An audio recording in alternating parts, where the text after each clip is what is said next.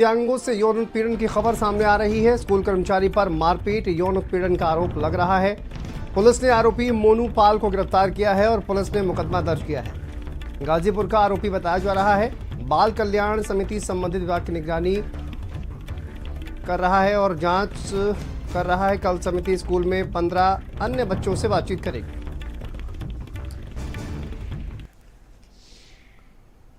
थाना पटेल नगर पर एक तहरीर दी गई जिसमें इनके द्वारा कहा गया कि उनके 2 नाबालिग दिव्यांग बच्चे हैं जो कि बंजारावाला स्थित स्कूल में अध्ययनरत थे और वहां का जो केयर टेकर था उनके द्वारा उनके बच्चों का जो है लैंगिक उत्पीड़न किया गया और साथ ही साथ मारपीट भी की गई, जिसके क्रम में पुलिस के द्वारा कार्रवाई करते हुए मौका वारदात से डीवीआर एवं सीसीटीवी फुटेज को हासिल किया गया। साथ ही साथ जो चाइल्ड वेलफेयर कमेटी है उसको इन्वॉल्व किया गया।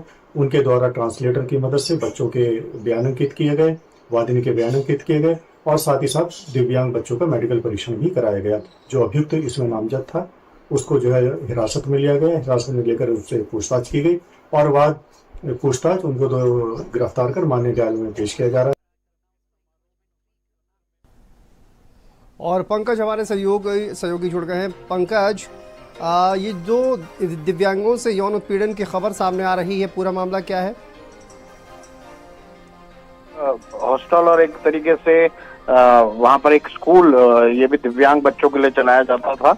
वहाँ पर जो ये वार्डन जहाँ पर ये तमाम दिव्यांग बच्चे रहते थे एक हॉस्टल के रूप में, तो वहाँ पर ये जो वहाँ का वार्डन था जिसका नाम मोनू पाल है और इसके द्वारा उनके 2 बच्चों के साथ मारपीट की गई और साथ ही लैंगिक उत्पीड़न की भी शिकायत जो है उनके परिजनों ने की है, जिसको गंभीर अपराध मानते हुए मुख्य जो एसएसपी देहरादून थे उन्होंने इस पूरे मामले में तत्काल कार्रवाई करते हुए जो ये मोनू पाल था उसको गिरफ्तार किया है और इसको अभी सक्षम न्यायालय के सामने पेश किया गया है।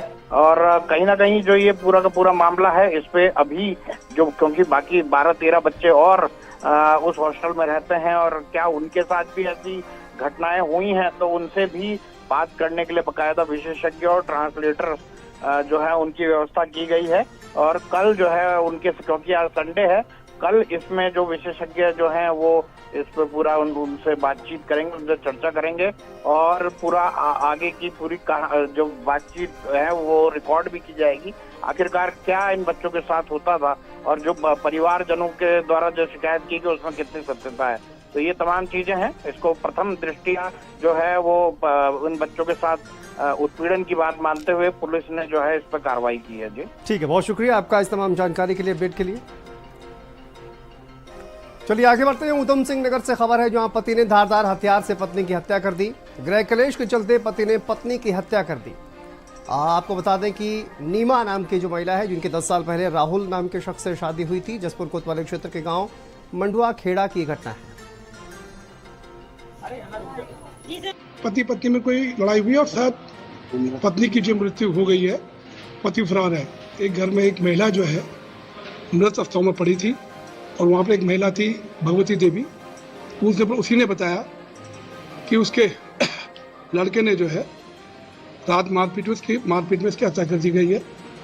तत्काल जब मौके पर जो है फोरेंसिक टीम को बुलाया गया, जांच कराया गया, एविडेंस इकट्ठा कराया गया एवं मुलजिम को गिरफ्तार करने का प्रयास किया लेकिन नहीं मिला। तभी जो है जो मृतका है के पिता ने जो है नन्हे है जो बिजनौर के रहने वाला है, उन्होंने लिखित तहरीर दी। लिखित तहरीर के आधार पर हत्या का मुकदमा दर्ज करा लिया गया है। चलिए आगे बढ़ते हैं। कालाडूंगी वन रेंज के ग्राम सभा बलरामपुर चकलवा में गुलदार का आतंक देखने को मिल रहा है और यहां पर एक बरामदे से पालतू कुत्ते को गुलदार अपने साथ ले गया। सीसीटीवी फुटेज इस घटना का सामने आया है। आपको बता दें अभी तक कई सैकड़ों पालतू जानवरों और दर्जनों ग्रामीणों को गुलदार अपना निवाला बना चुका है। इसको लेकर ग्रामवासियों ने वन विभाग से सुरक्षा की गुहार लगाई है।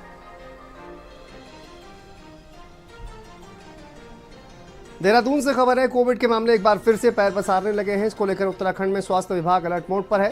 स्वास्थ्य विभाग की तैयारियों की जानकारी देते हुए डीजी हेल्थ कार्यवाहक सुनीता टमटा ने बताया कि देश के साथ साथ उत्तराखंड में भी कोविड के मामले सामने आए हैं। प्रदेश में गतिमान 4 धाम यात्रा के दृष्टिगत स्वास्थ्य की तैयारी को लेकर स्वास्थ्य मंत्री और स्वास्थ्य सचिव के द्वारा निर्देश दिए गए हैं, जिस पर काम किया जा रहा है।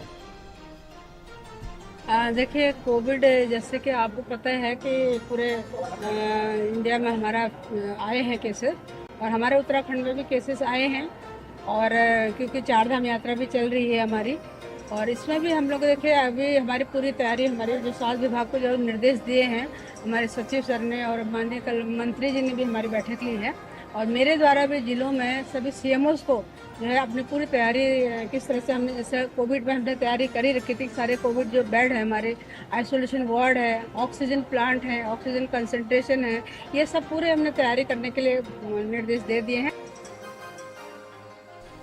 खबर देहरादून से है, जहां पर अंकिता के हत्यारों को सजा हो गई है। ऐसे में बीजेपी और धामी सरकार अंकिता के हत्यारों को सजा दिलाने में अपनी अहम भूमिका बता रही है। वहीं बीजेपी के प्रदेश मीडिया प्रभारी मनवीर चौहान के मुताबिक धामी सरकार ही थी जिन्होंने न केवल एसआईटी बनाकर आरोपियों को सलाखों के पीछे भेजा, वहीं न्याय प्रक्रिया में भी अंकिता के परिवार का पूरा ख्याल रखा। सुनिए।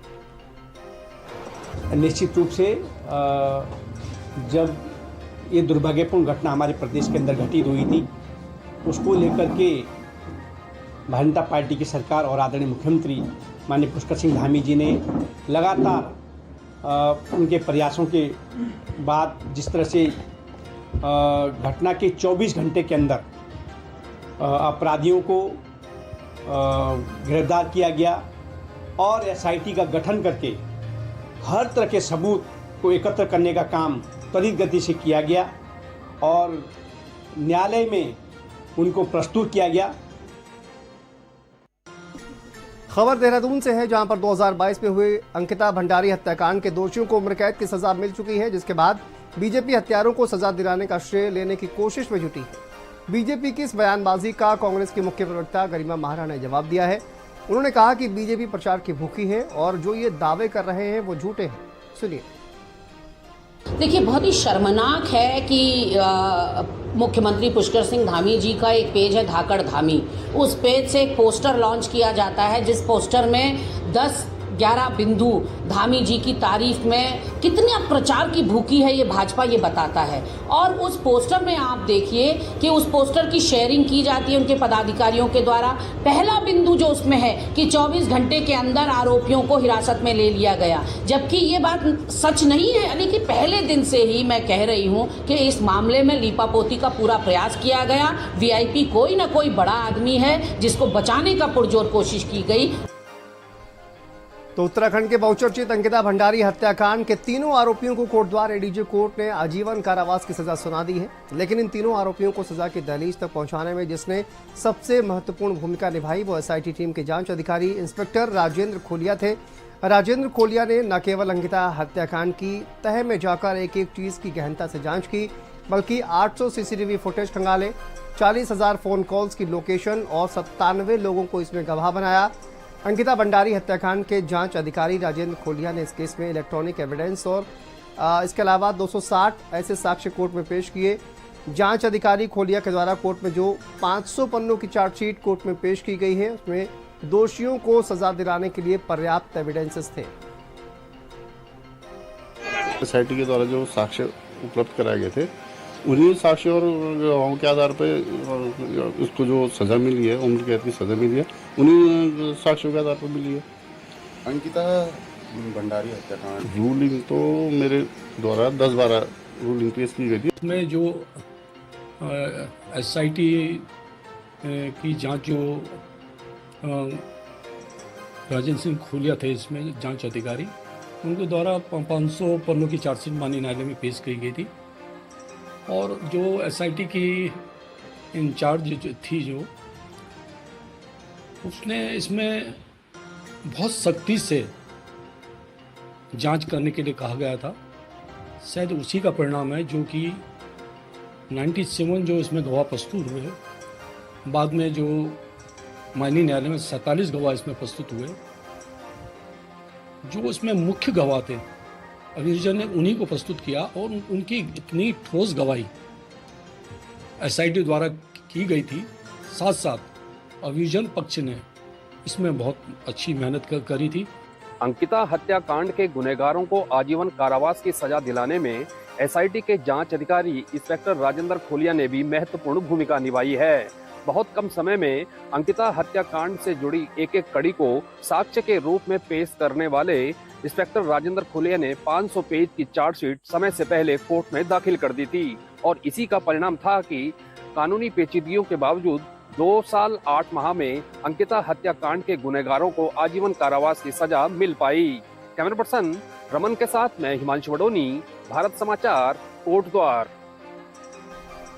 चलिए आगे बढ़ते हैं। हरिद्वार से खबर है जहां पर आज साध्वी रीतम्बरा के कार्यकाल में सीएम पुष्कर सिंह धामी और दिल्ली की सीएम रेखा गुप्ता पहुंचे, जहां दोनों मुख्यमंत्रियों ने वात्सल्य गंगा आश्रम का लोकार्पण किया। कार्यक्रम में कई केंद्रीय मंत्री, राज्य मंत्री और संत महात्मा भी शामिल हुए। कार्यक्रम में वहां उपस्थित लोगों को भी संबोधित किया। आदरणीय भाई पुष्कर सिंह धामी जी बहुत ही सुंदर कार्य कर रहे हैं, ये दिल्ली के लिए प्रेरणा है। और मैं बताऊं, मेरे चुनाव में पुष्कर जी ने 2 सभाएं लेने के लिए आए और इतना उन्होंने वहां पे, हमारे यहाँ उत्तराखंड के बहुत निवासी रहते हैं, बड़े प्रेम से उन्होंने बहुत समय दिया और पूरे देश ने दिया, इसलिए पूरे देश का बहुत ढेर सारा प्यार मुझे मिलता है मैं जहाँ जाती हूँ। और सब लोग यही कहते हैं कि भाई दिल्ली जीतने से ऐसा लगता है कि अब पूरा देश हमारा है। कल शाम को हमने दिल्ली में यमुना जी पे आरती करी और आज गंगा जी में स्नान किया। मैं आज सभी संत जन जो यहाँ इस मंच पे बैठे हैं उनका ये आशीर्वाद चाहती हूँ कि एक दिन हम यमुना जी में भी स्नान कर पाए और गंगा जी की आरती में। मैंने स्वयं वात्सल्य ग्राम में मैं वहाँ गया, दीदी माँ का एक कार्यक्रम था, उसमें उन्होंने मुझे बुलाया था और मैंने देखा कितनी बेटियां, कितनी प्रकार से अनेक कोई इंजीनियरिंग कर रहा है, कोई डॉक्टरी कर रहा है, कोई अन्य पढ़ाई कर रहा है, तमाम प्रकार की डिग्रियां ले रहा है। उनके जीवन को बदलने का काम आपके प्रभुत्व द्वारा और आपके संकल्पों के द्वारा हो रहा है।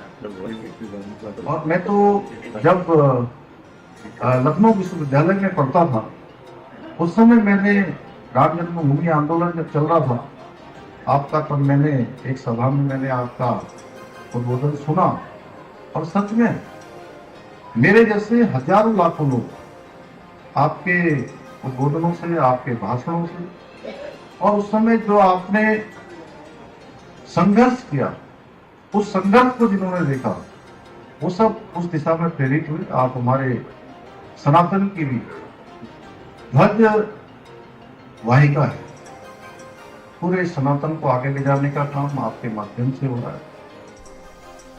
खबर देहरादून से है जहां पर सूबे के मुखिया पुष्कर सिंह धामी ने कैलाश मानसरोवर यात्रा को लेकर बयान दिया। धामी सरकार ने इसकी तमाम तैयारियां पूरी कर ली हैं, जल्दी यात्रा की शुरुआत होगी। उत्तराखंड के भी तमाम तीर्थ का दर्शन कराया जाएगा। सुनिए सीएम पुष्कर सिंह धामी क्या बोले।